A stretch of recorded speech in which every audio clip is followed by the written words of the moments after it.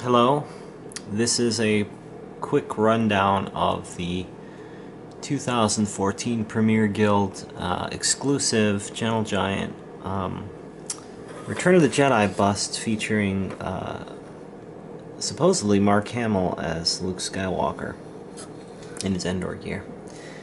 The first thing you'll probably notice is that we've got a picture back here of him in a scene, where the speeder bike's chasing him. He pulls out his saber and chops the stabilizer off and it crashes.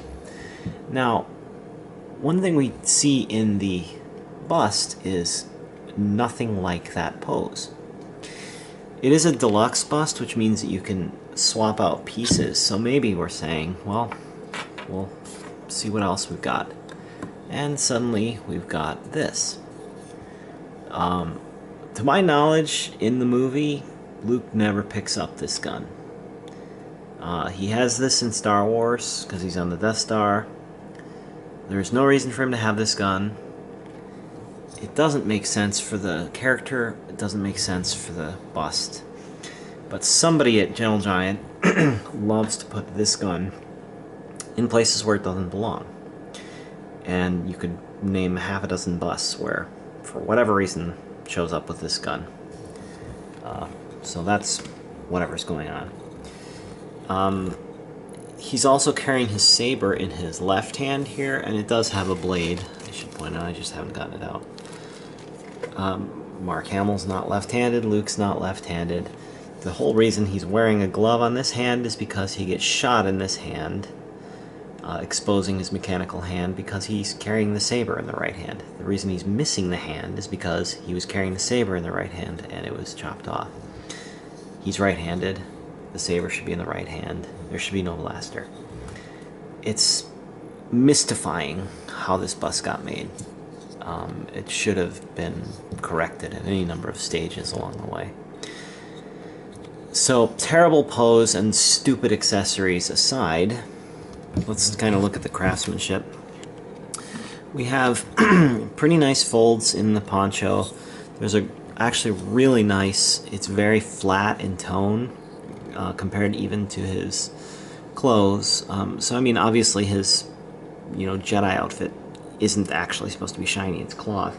But there is a really good difference in the finish here, and that's nicely done. The camouflage pattern is really well done as well.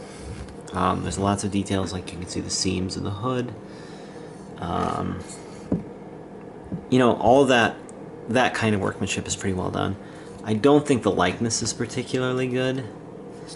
I still think they haven't topped themselves after doing the first X-Wing Luke. I think it's just about the best thing they've done. But you can tell that who this is supposed to be at the very least. I would say that this is the least favorite of the busts that I have purchased from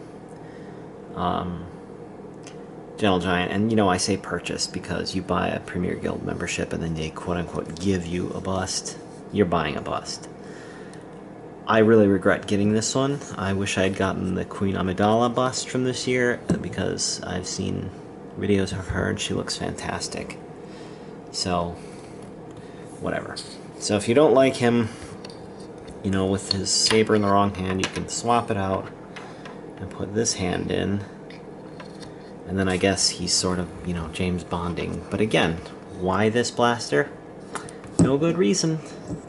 So if you don't want him to have that, then he's just doing this, which doesn't look any better. Looks like he's doing the twist or something. So again, terrible pose on this bust. If you're at all on the fence on this, don't get it. It's not worth it. It's a stupid bust. I mean, that's just all it comes down to. It's well executed, but it's still stupid and frankly not worth keeping. So I'll look for a way to sell this on the secondary market and hopefully recoup some of my costs. Anyway, the edition size on this one was 774, which is a very specific number. And that will contribute to it not being worth very much. Nowadays, any bust over about 400 does not go back. You don't pay for it what it originally costs if you want it on the secondary market. So if you want this bust, good news. You can have it. Alright, thanks for looking, and hopefully Gentle Giant does a better job with their next set.